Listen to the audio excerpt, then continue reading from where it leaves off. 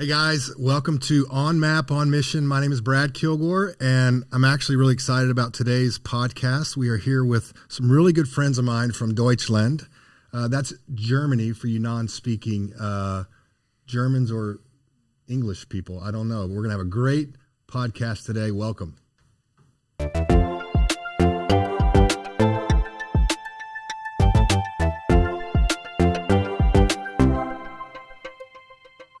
So, I can't believe that you guys are actually sitting around this table right now with me. Marcus, it's been a while since I've seen you, but first introduce yourself, tell the people who you are and where you're from. I mean, we have seen us on Thursday, right? But on the phone. That's true. Yes, I can't believe I'm here, actually. So, yes, I'm Markus Schmidt, my wife Anna, and me. We have 2 kids. So we actually have lived here for 1 year. It was 2019 to 2020, and it was a great time. Yeah, it's so cool that you guys are here. And not to be outdone, we have Victor Fruza, sorry. Victor, tell us a little bit about yourself. Yes, I'm 41-year-old, and I'm a pastor in a church in Germany. Yes, with my wife we have 4 kids. The oldest is just 18, and then I have a daughter 17, and 2 boys, 12 and 14. So you have 4 kids. 4 kids. Yes. Do you guys have TVs in Germany? Do you have anything to do outside of just stay at home? Yes. Do you know these big screens with where we have they are so deep? This old. Not flat. I see. Yeah, without color, black and white. Black and white only. Yes. Wow, I just didn't know with 4 kids. I know it's and we have no remote. We have every remote. time to go to the TV and change the program. No, man, no, seriously, it is. It's cool that you guys are here. I actually had the opportunity to go pick you guys up from the airport yesterday. Mm-hmm. So, how long were you on the airplane from the flight from Germany to Houston? So the flight took us 11 and a half hours, or actually 10 and a half hours. Mm-hmm. But actually on the airplane, we have been probably 13 hours. 13 hours on the plane, but the flight was only 10 and a half hours. Yes. So there's a 2-hour difference there. And all that because of a broken door, Broken doors, guys. Broken doors. What did that teach you as a... It was an open door, actually. It was an open door that wouldn't close. That wouldn't close. Wow. Yeah. So you spent 15 hours on the plane, 10 and a half hours in the air. This is a math equation, okay? So just stay with me for a minute. 15 hours on the plane, 10 and a half hours on the air. Not counting how many times you went to the restroom, how many hours were you sitting down? I think the answer is Jesus. Yes, correct. Yes. Very good. Okay. Man, you are a true pastor, man. Wow. Yes, man, we're German shepherds. Well, you are a true German shepherd. Yeah. No, this is cool. The relationship that we've built over the years. We're going to get into that in just a little bit. But before we do, I do want to talk about that. But more importantly, right now, okay, let's be honest. Okay, this is a very serious conversation. That when you come to Houston, Marcus, you've been here before. Mm-hmm. Victor, this is your first time to the great nation of Texas. Yeah. When you come to the great nation of Texas, especially Houston, and you want to choose a place to eat, let's say, for instance, to take a lunch break, where and what type of food do you want to eat? Victor, I'll go with you first. I think it's Tex-Mex. Tex-Mex, very good. And Papacitos. Papacitos, very good. Yes. That's right. That's very tasty, delicious. It's great. And we can talk about this because, honestly, we just got back from eating Papacitos, right?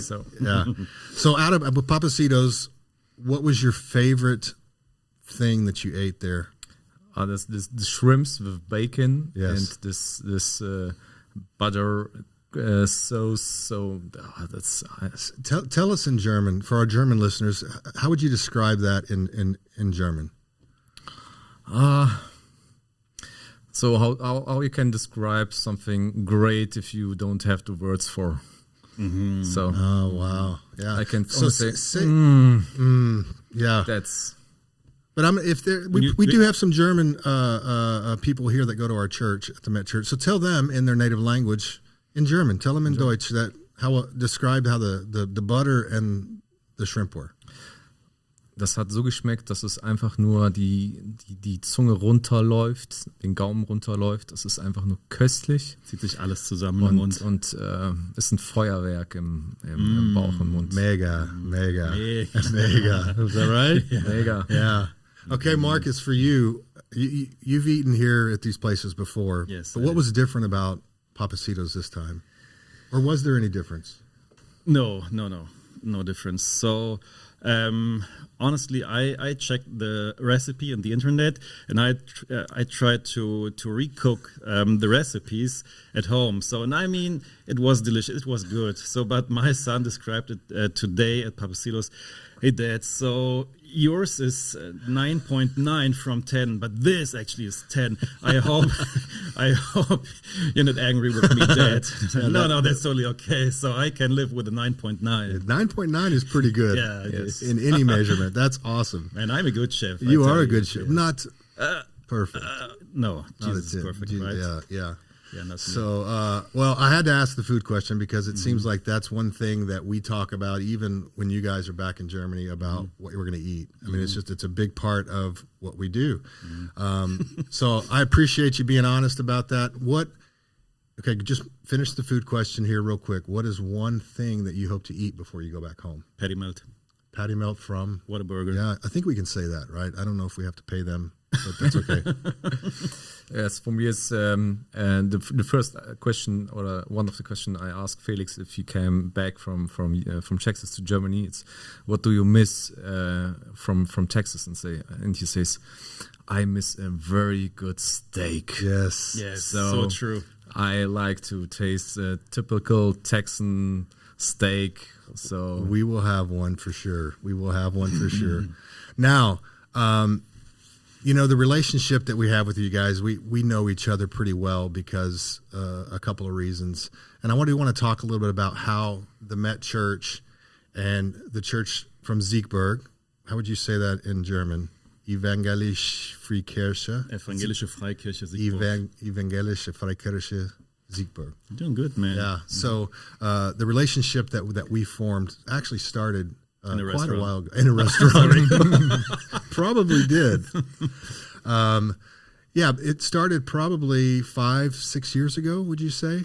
I think 2017. 2017, and I want to talk a little bit about kind of how that started and really what prompted the Met Church and this church in Siegburg that we didn't even know how to spell Siegburg back then. But let's talk a little bit about kind of how that relationship started. So I know that there was a connection made with the German guy that came over here that really kind of got immersed into some of the philosophy of ministry that we were following, which was relational discipleship is the best way to describe it. And he kind of went back home and I guess had some relationships there. One of which I think may have been Andre or a connection to Andre, who is leading this church, right? Part of the pastoral staff. Tell me about, Marcus, the first time you remember hearing about the Met Church and, what was it about the Met that you heard that you can remember? Loving people. Yeah. So that's what Richard told me. So he was looking for churches in the Houston area, and then he stepped into the Met Church, and he told me when we visited.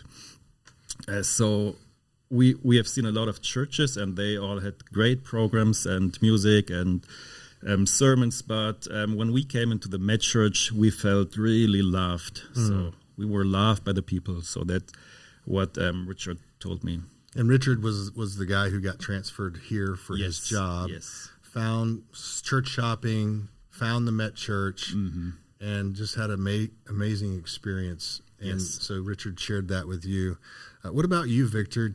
If you recall or remember the first thing that you had heard about this church in Houston, share a little bit with the audience. Yes, for me it's very interesting because on the first time when Richard with the guys from the Met Church were in Germany, I wasn't there. My two colleagues, pastors Sasha and Andre, were there, and they think so, okay, there comes something new from the Americans. It's okay, and they say we have to little babysit for the American people, and then they will talk. Feed them German food. What the great thing they have, and it's like something new program, and so. And after I came back, I asked them, and how it was, and they said this was very great, and we have to work together and learn from them. I asked them, can you say me what's the new thing is? And they say, we actually cannot say it. It's something you have to experience. To what's the difference? It's not only in program or like in course or so. It's more a culture thing. And then I was okay. I'm interesting. And my two colleagues say, okay, that's very an interesting thing to learn. Then I say, okay, we will see. Wow. So you made a comment. It's funny because originally it was, well, okay, let's listen to the Americans and this new thing that they have. But the impact that it made on Andre and Zasha was more than a program. Yeah. Yes. And that's what really intrigued you, Victor, right, in wanting to hear more about it. Is that right? Yes, and that's why we say we sent two people to a discipleship to the Med Church. So in the next discipleship, Markus and Andre visited here and came with some guys from our other church and be on this discipleship. And so we go one step to the next steps to learn, to understand. Yeah.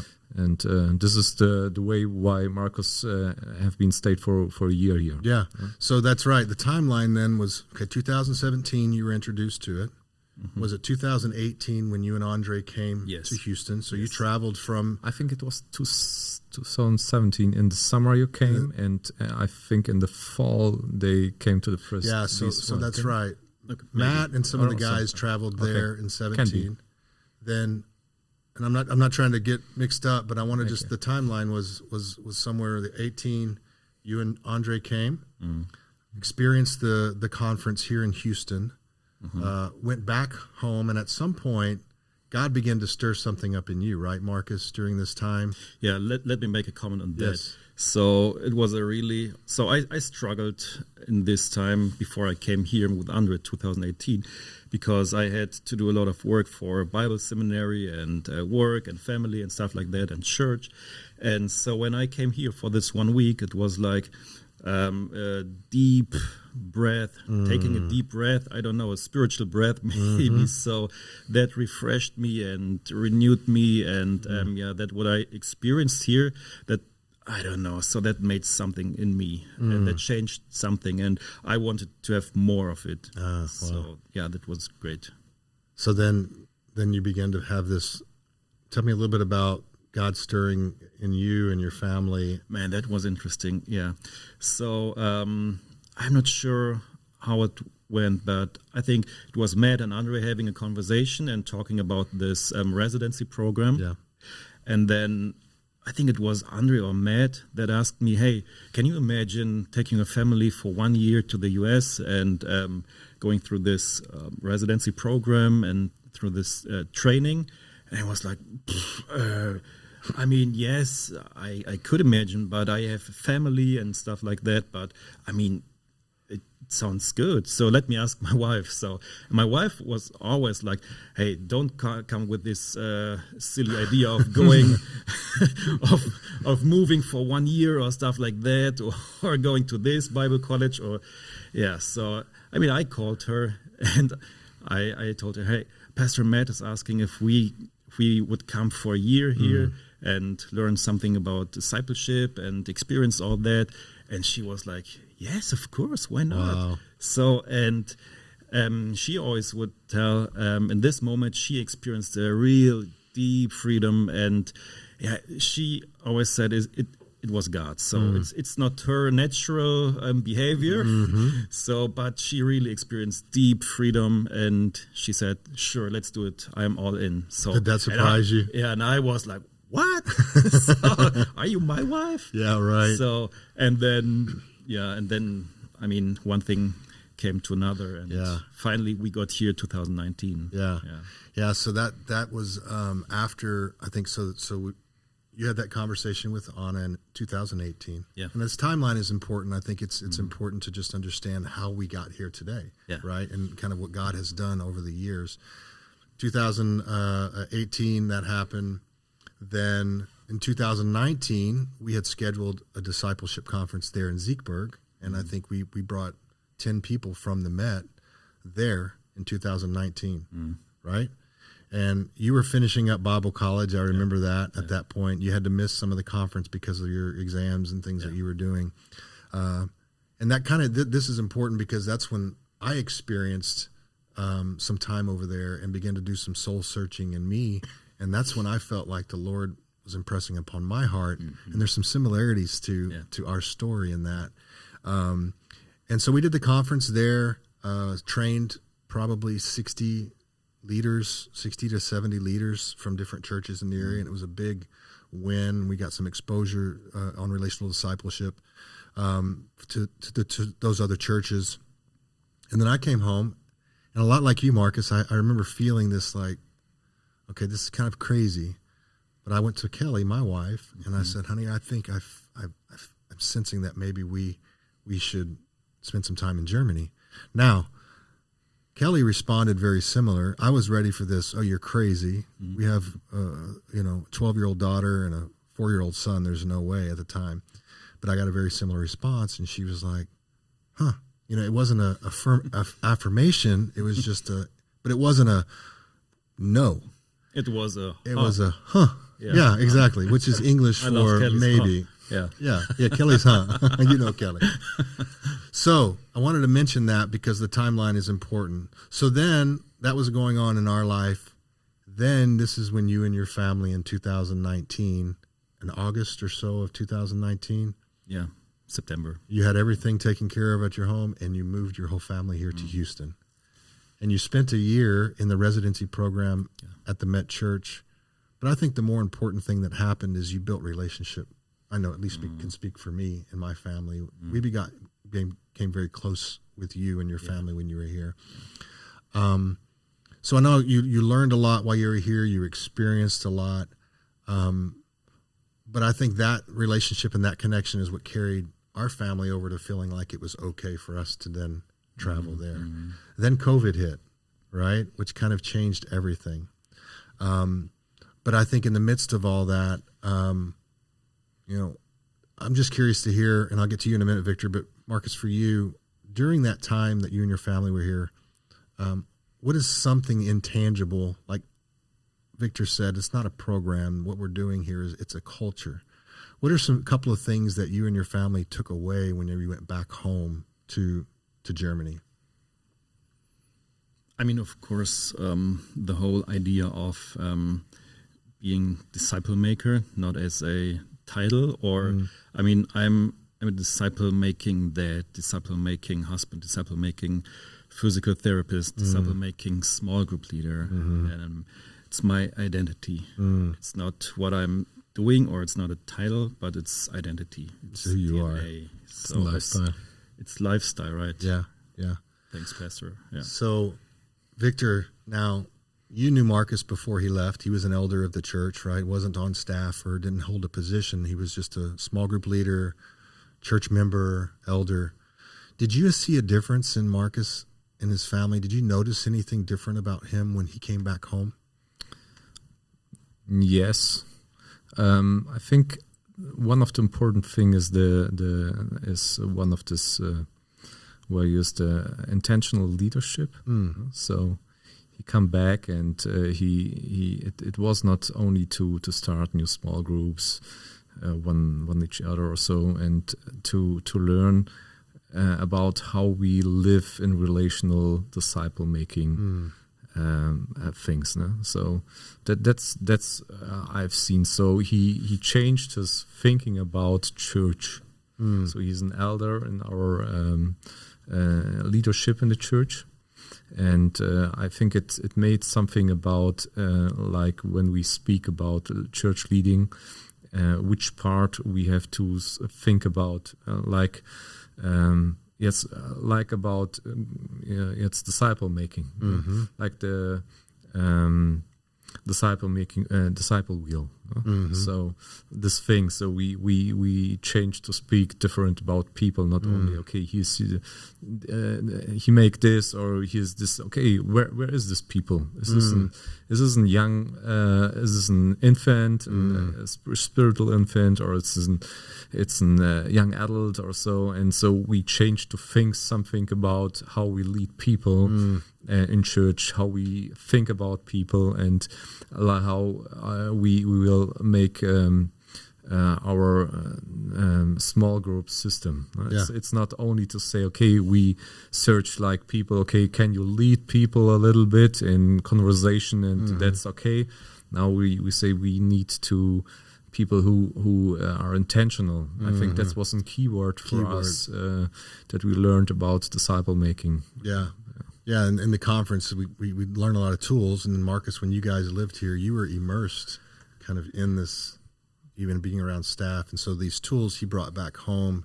Not only did he bring the tools back, but he began to live it out differently. Yes. And intentionality was a big change. Yeah. So you went back home, and I'm condensing the story. I know a lot happened. God did a lot of things.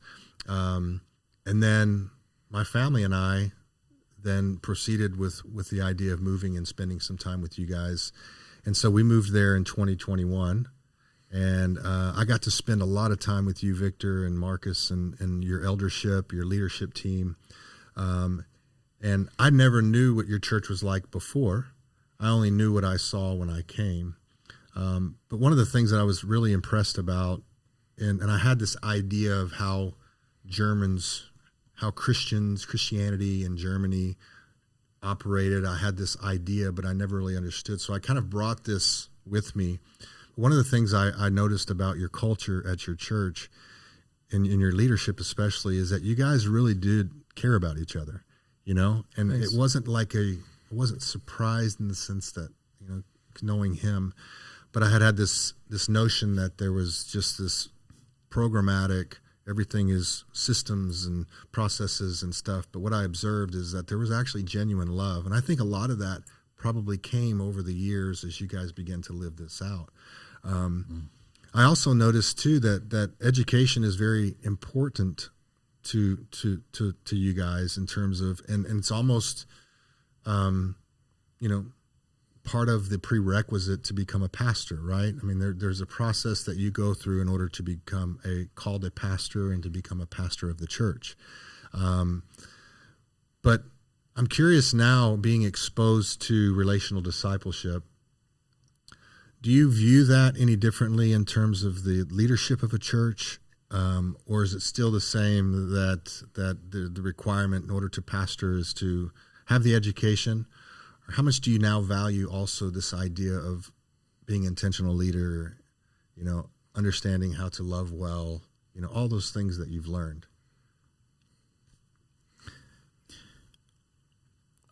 Yeah, so do you want to answer that question? Or, I mean, we have this saying in our team, character over competence. Okay. And I think part of the character is being in relationship with each other and with God, and being authentic in relationship, being in genuine relationship, and loving well, and being,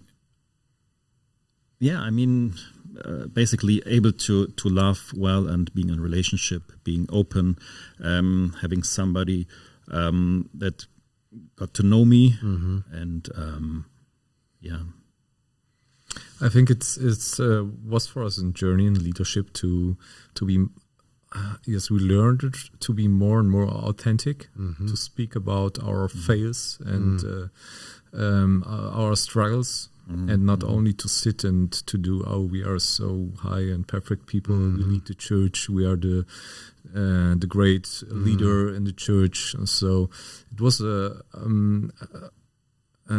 for us, I think an important thing to learn that we are all people are on the way, and we are all have our fails and some sins, and so it's part of us. Yeah, yes. and our pastors are modeling it really good. Yeah. So, let me speak for a second on this topic. Yeah, I mean, especially Victor, Andre, Sasha, I mean, they are doing great and being transparent and vulnerable, and I mean, they are doing really good. Is that something they taught you in Bible college, Victor? No, that's one great thing I take from I think it was I heard it from Andre, but he heard it from you, and that like we are Christians in the past take the doctrines or the learnings from Jesus, but not his style, his culture. So his method to do discipleship. So we learned die Lehre, the message from Jesus. Yes, thanks, German. Yes, kein Problem. Very good. And that's so we make our own style. And like we had small groups in church, but for me was small group in the first time, like in pastor, I didn't like small groups. So it was so I lead all the time, and then I'm in a small group, and all the people in the small group think about me. Okay, I have to lead them too, and to teach and to serve them, and so I need a place to be I. Yeah. So good. And that's the difference to like how I make now small group. So I don't have to perform for the people. So that's good. I grow with them together. That's great. And I lead them not in knowledge, and I like to lead them in to be a disciple, to following, to get the lifestyle of Jesus. Yeah, that's maybe one mind shift in our style of leadership, especially for small group leaders. And I try to teach our small group leaders, hey, you're not responsible so much for program and for teaching, but you're responsible for people. So good. I think that's a big shift. And I think it's important to note too, the stuff that we talk about in these conferences is nothing new. It's not. Yes. In fact, if anything, it's taking back to Jesus and what he modeled for us during his time of ministry on earth. And that's proximity, time, love God, love people, love the Father. And I think it's important to note that, right? I mean, it's not a magic thing that we're learning secretly in a conference. We're just exposing the word and what Jesus modeled. And it sounds to me that when you guys take this back to your culture, it works the same as it works in the American culture. I tell you, man, it works. Yeah. So organizationally, Victor, you're one of the pastors there. Real quick, tell me how this philosophy or this idea of loving God and loving people, how has it shifted the organization? What are some things, some changes that you had to make organizationally to align with this idea of relational discipleship? Yes, it makes many things. Like we say, okay, when we like to have a discipleship making culture in the church, I think for us, like our leading team is important. A little bit about culture. I think culture is something where we sometimes we think we can learn it very fast. So for me, it's like I'm looking in German, American Texas or films from Texas. So I know like the Texans are. Gotcha. So, the culture. Then I'm here and I say, okay, now I see things that are different and other. Yeah. And I know Markus lives here for 1 year, and he know more about culture. And sometimes we are okay. I'm on a discipleship. I'm understanding the culture. So, and I think that's not all. It's not only to being on discipleship to know how small group rules work, how be in contact with the people. So, it's more to learn. Look more on people and not on things, or not think in programs or in action items. It's more in process and constantly leading people, and so we make the decision to say, okay, we hire Markus for 1 day a week that he work for small groups. We say we need a good leading leading pastor for the small group leaders. That's one point. So we started to make the change in our leading small groups, like we teach in the church with sermon series. And now we say we don't want, we will not that every small group make his own thing. Right. So the I will bring years in the revelation, and nothing happens in the heart of the people. Gotcha. They know about the devil and the heaven and all the angels and demons and all there is, but they don't learn something for their heart. And so Markus started with a team with curriculum for the that aligned groups. with the sermon series, yes. right? Yeah. So that's an important part, I think, in our church. So we, as whole church, have the same topics on which we are learned, and That's huge. Go together. Yes. Yeah, I mean, you dedicated the organization to look like you wanted the people to look like, and you hired Markus to come on staff as a small groups pastor. Yes. You shifted the alignment of the small groups to now align with what you guys are teaching on Sunday morning. And I do want to mention, as we kind of finish this up, that the last thing that you guys did is created a vision mission statement, right? Which you didn't have before, right? You just recently rolled that out in January. Is that correct? Yes. Okay. That's right. So tell me, as we close, what is the mission statement of your church in Siegburg? And you can say it in German, Victor, and then Markus, you translate it in English. In German calls, wir helfen Menschen, einen nächsten Schritt in ihrer Beziehung zu Gott und anderen Menschen zu gehen. Okay. We help people to go their next step into relationship with God and each other. That's so awesome. And it is awesome for me too, because I got to be a part of you guys working through that. Mm-hmm. And I just want to say, well done. I know we didn't get a chance to go through the whole thing. It was a very condensed conversation. But you're here today because you're helping us with another conference. You guys flew all the way into Houston. Markus, your family's here, got to be back in Houston, which is awesome. So good to see your kids again. Victor, you're helping us facilitate. Both you guys are helping facilitate another conference here in Houston. And then we're planning to come back in August. So the relationship isn't over, right? No, it's not. What's cool also, and I'll close with this, is the fact that over these last 5 or 6 years, the growth in you guys has actually enabled you, I think, the ability to really create a culture there in Germany without the Americans. Mm-hmm. Yes, but I like to say thank you to you and your church that you are with us for 1 year. I think that was for us that the culture comes in your person, your family, to us, to Siegburg, and we learned many from you, like you are ask questions about things and leading church, and you show with your eyes of disciple making how we lead church, how we learn in church, and that was great for us. Yeah, being around us, asking good question, man. Thank you. Well, I was nervous because you guys are really intimidating, you know. Maybe that's just your face. I don't know. Look, I know that we could go on for another hour or so on this conversation. I know that we're going to have another conversation. I'm grateful what God has started. He begun in us, and He's going to complete it in us until Jesus returns. I believe that. Yes. And so I thank you, Victor, your family, for you being here. Markus, I love you, brother, and I'm so grateful for you and for what you guys have done. So thanks for taking the time.